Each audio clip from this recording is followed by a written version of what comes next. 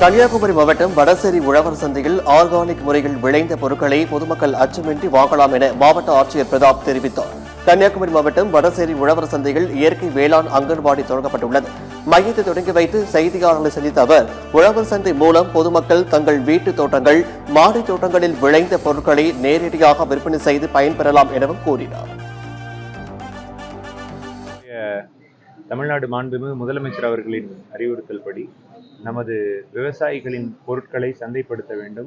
விவசாயிகளை மேலும் இயற்கை சார்ந்த பொருட்களை விளைவிக்கும் வகையில் அவர்களை ஊக்கப்படுத்த வேண்டும். இன்று நம்முடைய மாவட்டத்தில் இன்று முதல் பிரதி மாதம் முதல் சனிக்கிழமைகளில் இந்த வடசேரி உழவர் சந்தையில் ஆர்கானிக் ஃபார்ம், அது இயற்கை வேளாண் அங்காடி தொடங்கப்பட்டுள்ளது.